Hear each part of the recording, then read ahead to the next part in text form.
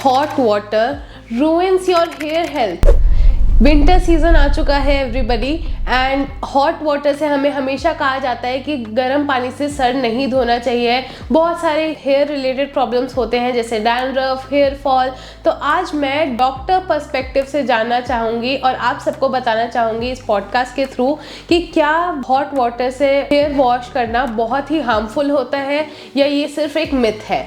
तो इस वीडियो में हम जानेंगे बहुत सारी टिप्स, फैक्ट्स एंड मिथ्स को ब्रेक करेंगे hot waters and winter related hair problems का। टाउन क्लिनिक से डॉक्टर मयंक सिंह हमारे साथ जुड़ चुके हैं जो एक सेलिब्रिटी हेयर सर्जन है और प्लास्टिक सर्जन है। तो डॉक्टर प्लीज़ आप बताइए कि इस विंटर सीजन क्या हमें गर्म पानी से सर धोना चाहिए या ये सेफ है? एक्सट्रीम हॉट वाटर बालों के लिए अच्छा नहीं होता है, ये साइंटिफिकली प्रूवन है। आपका बाल जो होता है उसके अलग अलग स्ट्रक्चर्स होते हैं। उसकी एक आउटर लेयर होती है जिसको क्यूटिकल कहा जाता है, अंदर का पार्ट होता है जिसको कॉर्टेक्स कहा जाता है। ये आपकी हेयर की शाफ्ट को फॉर्म करता है। क्यूटिकल जो होता है वो 6 से 8 लेयर्स की, आप सोचिए जैसे फिश स्केल्स होते हैं उस तरह से स्केल्स बनी हुई हैं जो आपकी हेयर को हाइड्रोफोबिक बना रही है, यानी वो आपके पानी को बाल के अंदर नहीं आने दे रही है और जो भी पोल्यूटेंट्स, केमिकल्स या ऑक्सीडेटिव चेंजेस हो रहे हैं बाहर, वो अंदर उन बालों को डैमेज, कॉर्टेक्स को नहीं होने दे रही है। जब भी हम एक्सट्रीम हॉट वाटर से नहाते हैं तो आपकी हेयर की जो आउटर सरफेस और कॉर्टेक्स के जो बीच के जो बॉन्ड्स होते हैं, जिसको हाइड्रोजन और डाइसल्फाइड बॉन्ड्स कहा जाता है, वो उन फोर्सेस को या बॉन्ड्स को ब्रेक करते हैं, प्लस आउटर क्यूटिकल को डैमेज करते हैं। उसके ऊपर जो लिपिड लेयर होती है, जो 18 MEA कहा जाता है प्रोडक्ट को, उसको वो वॉश ऑफ कर देते हैं। तो आपकी बालों की हाइड्रोफोबिसिटी चली जाती है, आपके स्केल्स फ्रिजी हो जाते हैं, आपके बाल, आपका वो पार्ट खुल जाता है और ज़्यादा प्रोन हो जाता है कोई भी आउटसाइड केमिकल या पानी या हीट या किसी भी चीज़ का इनर डैमेज होने के लिए। तो आपका अगर आउटर पार्ट आप इंटैक्ट नहीं रखेंगे तो वो आपकी शील्ड है। सो बेसिकली अगर आपकी शील्ड ब्रेक होगी तो आपके बालों को वो ब्रिटल बनाएगा, बालों का जो टेंसाइल स्ट्रेंथ होगी वो खत्म हो जाएगी और वो ब्रेक करेंगे बीच बीच में से। तो मिडिल ऑफ द लेंथ से आपको लगेगा कि हाँ मेरे बाल बीच में से टूट रहे हैं। सेम चीज़ का डैमेज जो है अगर आप अवॉइड करना चाहते हैं तो विंटर्स में आप सर्दी में, मतलब जैसे आप बिल्कुल कोल्ड वाटर से तो शावर नहीं ले सकते हैं। कोल्ड वाटर के अपने कुछ फ़ायदे होते हैं, हॉट वाटर के भी कुछ अपने फ़ायदे हैं। हॉट वाटर से आप अपने हेयर के ही ऑयल्स नहीं, आपका जितना स्कैल्प का डर्ट है, जितना एक्यूमुलेटेड सीबम और कलेक्शंस होते हैं ऑयल्स के, उसको बेहतर वॉश कर सकते हैं। लेकिन उसका जो रिपरकशन है वो ये है कि हॉट वाटर में धोने की वजह से आपका स्किन ड्राई हो जाएगा स्कैल्प का, तो आपको इरिटेशन, इचिंग वगैरह ज़्यादा हो सकती है। अगर हम कोल्ड वाटर यूज़ करते हैं तो कोल्ड वाटर से आपके लिपिड्स वगैरह वॉश नहीं हो रहे हैं, लेकिन हो सकता है आप उस गंदगी को या डिपॉजिट्स को उतना अच्छी तरह से वॉश ऑफ भी नहीं कर पाओ। बट कोल्ड वाटर रिलेटिवली बालों के लिए ज़्यादा सेफ है। सिर्फ उसका ड्रॉबैक ये है क्योंकि वो हाइड्रेशन को होल्ड करेगा और डिहाइड्रेट नहीं करेगा हेयर को, इसलिए आपकी हेयर की ओवरऑल वॉल्यूम और बाउंस जो होता है वो नहीं लगेगा, आपके हेयर ज़्यादातर फ्लैट रहेंगे। तो वो कई लोगों को एस्थेटिकली पसंद नहीं आता है।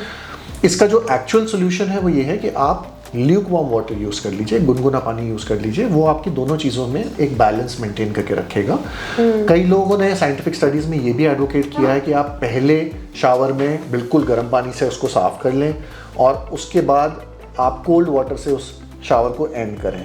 बट वो प्रैक्टिकली पॉसिबल नहीं होता है, स्पेसिफिकली जहाँ पे भी बहुत ज़्यादा हीट है वहाँ पे आप फिर भी सोच सकते हो कोल्ड वाटर के। जहाँ दिल्ली जैसी सर्दी है या नॉर्थ इंडिया जैसी सर्दी है वहाँ पे आप कोल्ड वाटर इनकॉर्पोरेट विंटर्स में नहीं कर सकते हैं। तो ये सब चीज़ों को हमें थोड़ा सा ध्यान रखना होता है, इसलिए lukewarm water is the best. तो ये अगर कोई डॉक्टर्स अगर ऐसा रिकमेंड करे कि पहले hot water then cold water, तो ये बॉडी टेम्परेचर पे एडवर्सली इफेक्ट नहीं करेगा कि हमारे सर पे डायरेक्ट अगर पानी जा रहा है और वो बॉडी टेम्परेचर का इतना डाइवर्स वो है डिफरेंस? बहुत लोगों की बहुत सेंसिटिविटी डिफरेंट होती है। कुछ लोग बहुत अच्छे से टॉलरेट कर जाते हैं उस चीज़ को, कुछ लोग बहुत रिलीजियसली बहुत लंबे टाइम तक वो फॉलो भी करते हैं। हमारे कई पेशेंट्स ऐसा कर रहे हैं आज की डेट में अपने आप ही रिसर्च करके।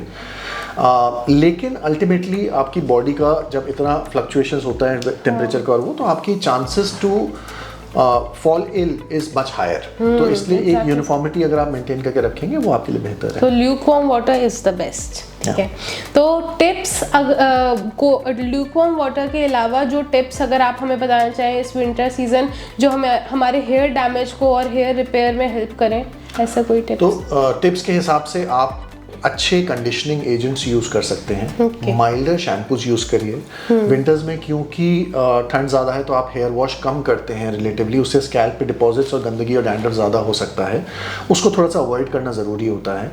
इसके अलावा आपको जितने प्रोडक्ट्स यूज़ करेंगे उसमें जो भी कोटिंग एजेंट्स हैं, जैसे वेजिटेबल हाइड्रोलाइज्ड ऑयल्स हो गए, कंडीशनर्स हो गए, या मास्क्स हो गए, इन सब चीज़ों की रोल थोड़ा सा ज़्यादा आ जाता है, क्योंकि आपको आउटर शीट को कंडीशन करना ज़रूरी है, जैसे मैंने बताया। अगर आप ये सब कर रहे हैं तो चांसेस है कि आप अपनी हेयर हेल्थ अच्छी रखेंगे। इसके अलावा अगर आप विंटर्स में हीटर्स यूज़ कर रहे हैं, हॉट आयरन्स यूज़ कर रहे हैं, ब्लो ड्राइंग कर रहे हैं हॉट एयर से, तो उसको थोड़ा सा अवॉइड करें। स्पेसिफिकली अगर आप करना भी चाह रहे हैं तो हीटर्स के साथ में आप ह्यूमिडिफायर्स लगा सकते हैं। हॉट आयरन की जगह आप रिलेटिवली कूलर सेटिंग्स पे ब्लो ड्राई कर सकते हैं थोड़ा डिस्टेंस से, या फिर एयर ड्राई करें अपने हेयर को। सो ये कुछ चीज़ें हैं, और उसके साथ में अपनी हाइड्रेशन मेंटेन रखें विंटर्स में, जो थोड़ा मुश्किल होता है। That is good enough for hair health in winters. So other factors that may damage our hair is blow drying and yes, heat. Blow drying, heat. बहुत सारे सलोन्स में आपको केराटिन ट्रीटमेंट बेचा जाता है, ये बोल के कि हेयर केराटिन का बना है, ये इस प्रोटीन का बना है, आप केराटिन ट्रीटमेंट करा लीजिए। तो वो केराटिन ट्रीटमेंट या जो भी आप स्मूथनिंग, सॉफ्टनिंग, स्ट्रेटनिंग, कर्लिंग, जो भी चीज़ आप करते हैं, उसमें आप हेयर की आउटर क्यूटिकुलर कॉर्टेक्स के अंदर के जो बॉन्ड्स हैं, उन बॉन्ड्स को ब्रेक कर रहे हैं, चाहे वो हीट इंड्यूस्ड हो, चाहे वो केमिकल इंड्यूस्ड हो। ज़्यादातर इसमें यूज़ करे गए केमिकल्स जो हैं वो फॉर्मेल्डिहाइड या ऐसे बाय प्रोडक्ट्स हैं जो हार्मफुल होते हैं, जो यूजुअली वर्ल्ड वाइड बैन हो रहे हैं आज की डेट में। वो आपको कैंसर्स करके कर सकते हैं प्रॉब्लम्स, ल्यूकीमियाज डॉक्यूमेंटेड हैं, ब्रेस्ट कैंसर्स हैं, लंग कैंसर्स हैं, स्किन की प्रॉब्लम्स हैं, स्किन कैंसर्स रिलेटेड हैं, कॉन्टैक्ट डर्मेटाइटिस हो जाता है कई लोगों को। तो ऐसी बहुत सारी चीज़ें हैं जो इनके हार्मफुल इफेक्ट्स हैं। तो ये सब चीज़ें कराने के बाद पेशेंट्स हमारे पास आते हैं कि हमने तो केराटिन कराए थे सोच के कि ये फ़ायदा करेगा, उल्टा वो आपके बालों का पूरा स्ट्रक्चर डीनेचर कर देता है।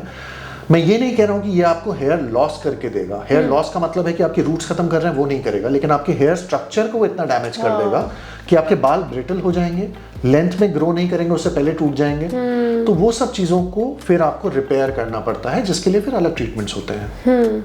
So thank you doctor for these tips कि हमें विंटर्स में किन चीज़ों का ध्यान रखना चाहिए for stronger and thicker hair, हमारी स्ट्रेंथ कैसे मेंटेन रहेगी और ब्रेकेज को हम कैसे मिनिमाइज कर सकते हैं। इन सब टिप्स से अगर आपको हेल्पफुल लगे तो ज़रूर इस वीडियो को शेयर कीजिए, लाइक कीजिए and follow us for more such podcast.